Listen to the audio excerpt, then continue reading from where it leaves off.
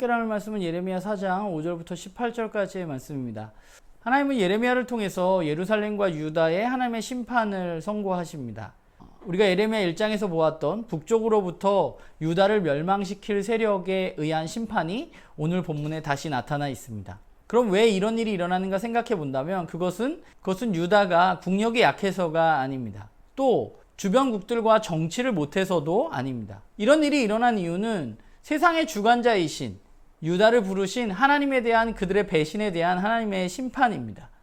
하나님의 심판이기 때문에 이제 유다가 할 수 있는 일이 아무것도 없는 것이죠. 그들이 할 수 있는 일은 오늘 본문에 나온 것처럼 그저 애곡하는 일뿐입니다. 오늘 그 심판의 메시지가 주어졌을 때 가장 놀란 것은 당시의 지도자들이었습니다.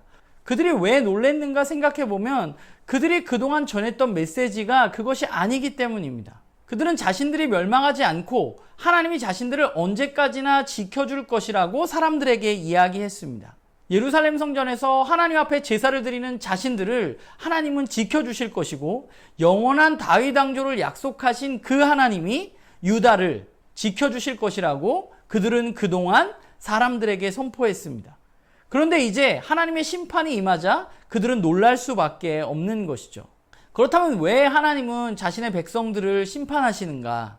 성전에서 하나님 앞에 제사를 드리고 또 하나님이 이미 약속하신 영원한 다윗 왕조에 대한 약속이 있었음에도 하나님은 왜 그들을 심판하시는 것인가? 그것은 그들의 마음 가운데 악이 가득했기 때문입니다. 심판의 이유는 다른 것이 아니라 그들의 죄악 때문입니다. 그렇기 때문에 이 심판에서 벗어날 수 있는 유일한 방법은 이 죄악으로부터 벗어나는 것입니다. 자신들의 죄를 회개하고 하나님 앞에 돌아가는 것입니다. 그러나 결론적으로 살펴보면 이런 이야기가 있었음에도 불구하고 이스라엘 민족들은 돌이키지 않았습니다. 그들은 악한 마음을 가지고 잘못된 길과 잘못된 행동으로 일관했습니다. 그들의 악한 마음에서 나온 행동 때문이었습니다. 말씀을 보면서 백성들이 하나님을 떠나서 악을 행하고 있음에도 불구하고 그들에게 평강의 메시지를 전했던 당시의 선지자들과 제사장들을 보게 됩니다.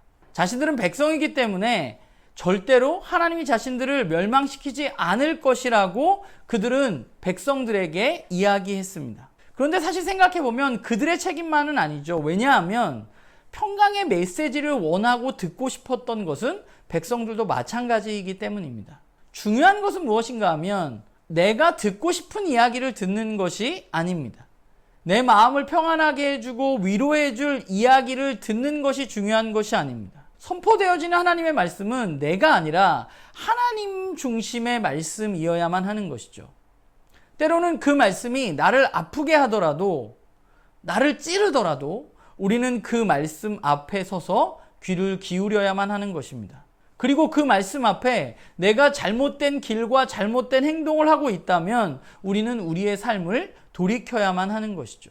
선포되어져야 하는 말씀은 평강의 이야기가 아니라 하나님의 말씀입니다. 듣기 좋은 이야기를 하는 선지자가 필요한 것이 아니라 하나님의 말씀을 전하는 선지자가 필요한 것이죠. 또한 내가 듣고 싶은 이야기가 아니라 거짓 메시지를 분별해서 하나님의 말씀을 들을 수 있는 하나님의 백성들이 필요한 것입니다. 그래야만 이 땅에서 하나님의 백성으로서의 삶을 살아갈 수 있는 것이죠. 하나님이 우리를 하나님의 백성으로 부르신 이유는 하나님이 주신 말씀을 따라서 바른 길과 바른 행동을 하라고 우리를 부르신 것입니다. 우리가 예수 그리스도의 복음을 듣고 또 그 복음을 믿게 되어서 하나님의 백성이 되었다는 것은 우리가 악을 행해도 하나님을 벗어나도 우리가 하나님의 심판에서 면제되어지는 것을 이야기하는 것이 아닙니다. 하나님은 언제나 정의와 공의로 심판하시는 분이십니다. 정의와 공의에서 벗어나는 삶에 대해서 하나님은 심판하실 것입니다. 하나님의 백성이라고 해서 이 심판에서 어떠한 특권도 가질 수 없다는 것입니다. 물론 하나님은 우리를 너무나 사랑하셔서 우리에게 계속해서 기회를 주십니다. 우리에게 계속해서 이야기하시고 우리를 돌이킬 수 있도록 도우십니다. 우리가 해야 할 일은 그분의 말씀 앞에 계속해서 서는 것입니다. 그리고 그분의 말씀을 듣는 훈련을 우리는 해야만 합니다. 오늘 우리에게는 하나님의 말씀인 성경이 있습니다. 우리는 모두 그 하나님의 말씀 앞에 서서 하나님이 우리에게 하시는 이야기를 온전히 분별하고 그 하나님의 뜻을 따라서 그 하나님의 말씀을 따라서 우리의 삶 가운데 우리가 선한 삶을 살고 하나님이 원하시는 삶을 살아가는 그런 우리 모두가 되기를 주님의 이름으로 소망합니다.